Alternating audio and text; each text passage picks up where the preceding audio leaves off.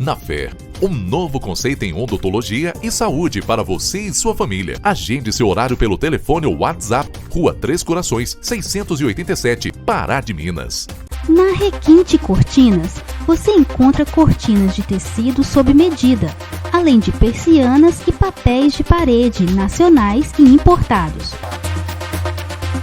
Padaria São Miguel. Todos os dias temos quitandas fresquinhas. Aceitamos encomendas. Rua Melo Guimarães, 755, bairro Nossa Senhora de Fátima. New Telecom, credenciada Algar Telecom.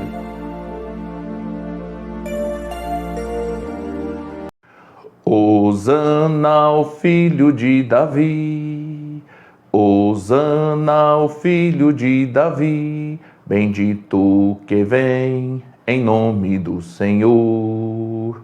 Hosana ao filho de Davi. Olá, meus amigos, aqui é Padre Guilherme, na alegria de mais um encontro nosso para reflexão sobre o Evangelho, sobre a Santa Palavra do Senhor. Mas antes, renovo aqui aqueles convites de sempre. Se você ainda não se inscreveu, faça sua inscrição lá no meu canal no YouTube, Padre Guilherme Machado. Ative o sininho das notificações para você ser avisado sempre que sair um vídeo novo. Dê sua curtida para valorizar nossos vídeos, faça lá seus comentários, diga o que a Palavra de Deus inspira, faz você sentir, pensar. Você pode também acompanhar essas reflexões também todos os dias nas minhas páginas do Facebook e do Instagram, no Instagram da nossa Diocese de Divinópolis, da Paróquia de São Sebastião de Itatiaiuçu, e também você, através aí do programa Gotas de Amor TV, dos meus amigos lá, o Renato e a Renata, né, lá no Instagram e no YouTube.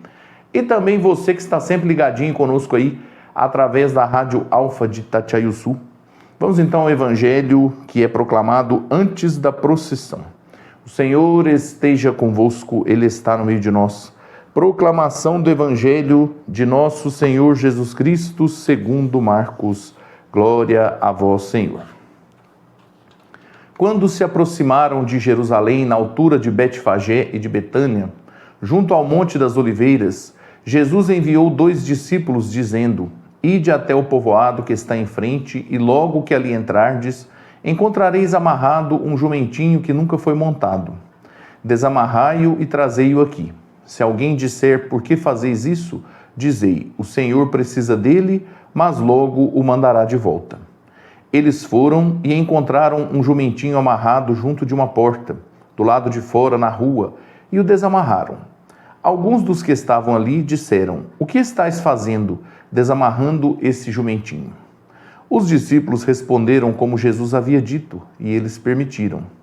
Levaram então o jumentinho a Jesus, colocaram sobre ele seus mantos, e Jesus montou. Muitos estenderam seus mantos pelo caminho, outros espalharam ramos que haviam apanhado nos campos. Os que iam na frente e os que vinham atrás gritavam: Hosana, bendito que vem em nome do Senhor. Bendito seja o reino que vem, o reino de nosso pai Davi. Hosana no mais alto dos céus. Palavra da salvação. Glória a vós, Senhor. Meus irmãos, aqui nós vemos acontecer o ápice, o extremo, o maior da aclamação do povo a Jesus como Salvador. Isso aqui foi o extremo, foi o máximo de aclamação. Quando Jesus vai até Jerusalém montado no jumentinho, seguindo aquilo que se dizia nas profecias, o que se esperava, as pessoas se entusiasmaram muito e quiseram aclamar a Jesus como Salvador. Mas é bem curioso, e nós sempre chamamos atenção para isso nas nossas reflexões, que esta mesma multidão que se entusiasmou por Jesus e que quis acolher Jesus como Salvador, esta multidão depois será a mesma que vai gritar: crucifica-o. Por quê? Porque grande parte destas pessoas se deixava levar, não prestava atenção, não estavam abertos para poder sentir a presença de Deus em Jesus, mas se deixavam levar mais pelos milagres, pelas curas, pelas coisas mais imediatas. Então nós também precisamos ter essa preocupação de, na nossa vida, não nos deixarmos levar ou impressionar ou fundar mais a nossa fé em coisas imediatas, coisas passageiras, mas é preciso colocar nossa esperança naquilo de mais profundo que Jesus traz para nós. Nós vamos refletir neste vídeo agora sobre o Evangelho que é proclamado na missa deste domingo de Ramos, dia 24 de março. Estamos dando início aí à nossa Semana Santa. Nós vamos então refletir sobre o Evangelho na forma breve, que é tirado do livro de Marcos, capítulo 15, versículos de 1 ao 39. O Senhor esteja convosco, Ele está no meio de nós. Paixão de nosso Senhor Jesus Cristo, segundo Marcos. Glória a vós, Senhor. Logo pela manhã, os sumos sacerdotes com os anciãos, os mestres da lei e todo o sinédrio reuniram-se e tomaram uma decisão. Levaram Jesus amarrado e o entregaram a Pilatos, e Pilatos o interrogou. Tu és o rei dos judeus? Jesus respondeu, tu o dizes. E os sumos sacerdotes faziam muitas acusações contra Jesus. Pilatos o interrogou novamente. Nada tens a responder? Vede quanta coisa te acusam. Mas Jesus não respondeu mais nada, de modo que Pilatos ficou admirado. Por ocasião da Páscoa, Pilatos soltava o prisioneiro que eles pedissem. Havia então um preso chamado Barrabás entre os bandidos, que numa revolta tinha cometido um assassinato. A multidão subiu a Pilatos e começou a pedir que ele fizesse como era costume. Pilatos perguntou, vós quereis que eu solte o rei dos judeus? Ele bem sabia que os sumos sacerdotes haviam entregado Jesus por inveja. Porém, os sumos sacerdotes instigaram a multidão para que Pilatos lhe soltasse Barrabás. Pilatos perguntou de novo, que quereis então que eu faça com o rei dos judeus? Mas eles tornaram a gritar, crucifica-o. Pilatos perguntou, mas que mal ele fez? Eles, porém, gritaram com mais força, crucifica-o. Pilatos, querendo satisfazer a multidão, soltou Barrabás, mandou flagelar Jesus e o entregou para ser crucificado. Então os soldados o levaram para dentro do palácio, isto é, o pretório, e convocaram toda a tropa. Vestiram Jesus com um manto vermelho, teceram uma coroa de espinhos e a puseram em sua cabeça, e começaram a saudá-lo. Salve o rei dos judeus! Batiam-lhe na cabeça com uma vara, cuspiam nele, e dobrando os joelhos, prostravam-se diante dele. Depois de zombarem de Jesus, tiraram-lhe o manto vermelho, vestiram-no de novo com suas próprias roupas e o levaram para fora a fim de crucificá-lo. Os soldados obrigaram um certo Simão de Cirene, pai de Alexandre e de Rufo, que voltava do campo a carregar a cruz. Levaram Jesus para o lugar chamado Gólgota, que quer dizer Calvário. Deram-lhe vinho misturado com mirra, mas ele não o tomou. Então o crucificaram e repartiram as suas roupas, tirando a sorte, para ver que parte caberia a cada um. Eram 9 horas da manhã quando o crucificaram, e ali estava uma inscrição com o motivo de sua condenação, o rei dos judeus. Com Jesus foram crucificados 2 ladrões, um à direita e outro à esquerda. Os que por ali passavam o insultavam balançando a cabeça e dizendo, a tu que destróis o templo e o reconstróis em 3 dias, salva-te a ti mesmo descendo da cruz.